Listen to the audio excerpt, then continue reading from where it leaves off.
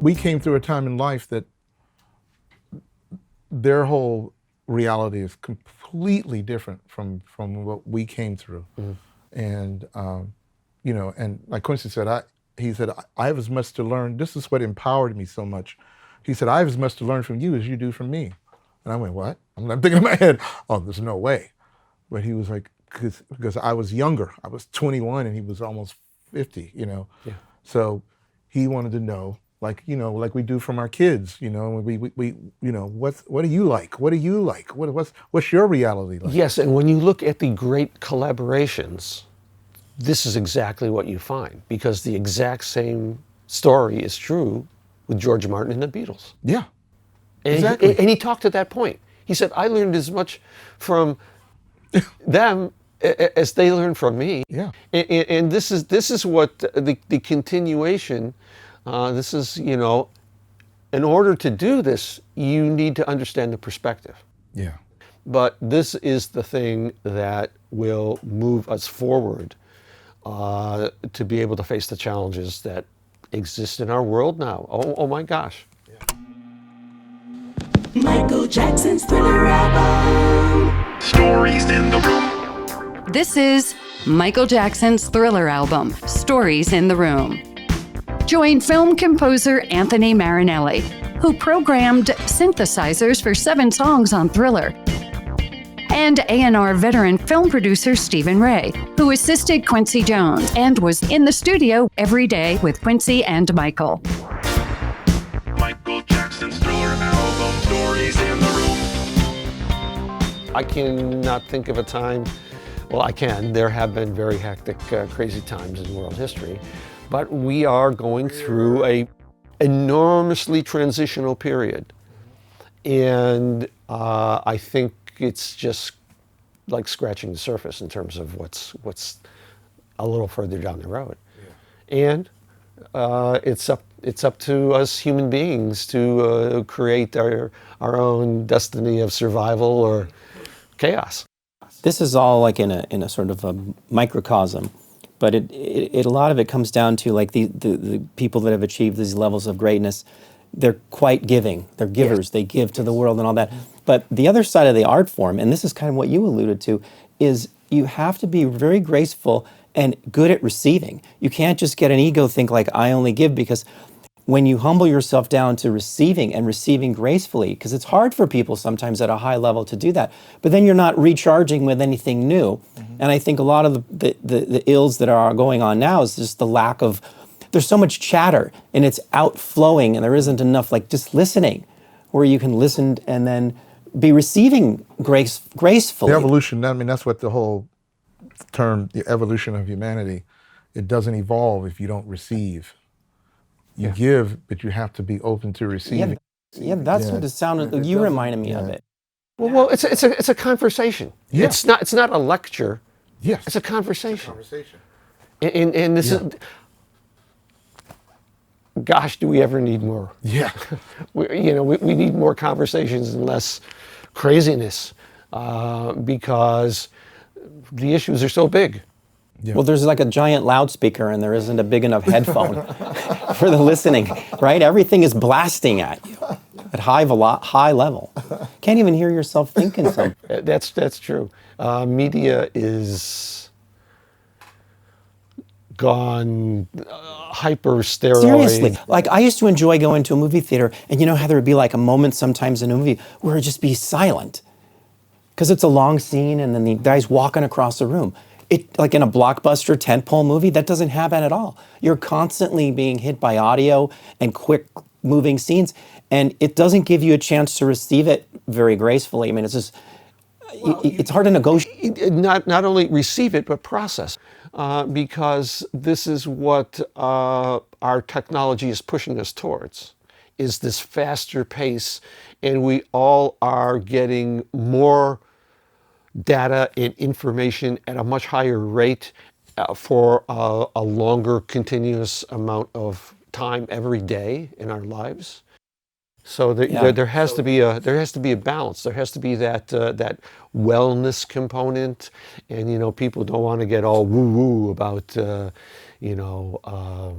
that, but there is something about we can't lose sight of the fact that we are human beings. And Right. you mentioned the thing about, the being human. Well, about learning, like we all But crave. we have to realize that we have to be in a position, we can't be arrogant, that we all have to continue the learning process. We never get to the point of all knowledge because it's impossible. Yeah, and because in the real world where you have to survive, lack of learning means ceasing to exist. We don't live in that kind of a world, but we are that. Some people operate, unfortunately. That way, yeah. But like you said, many of the people who have truly had great success come to an understanding of a little bit different perspective, a little bigger view of the overview of the picture. Yeah. Yeah. I mean, And that's like, what side of history do you want to be on? yes.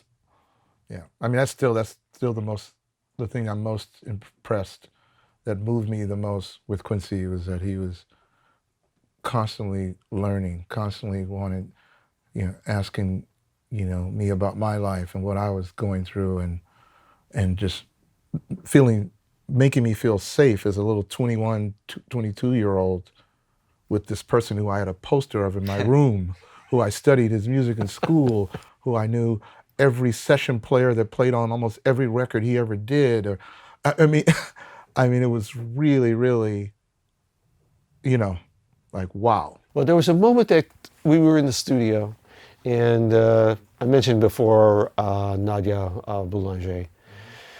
And something was going on, and Bruce's and Quincy's kind of, he's looking at something and listening to the music and making notes. And, sometimes Quincy would just kind of muse on different things, and there'd be a conversation about something.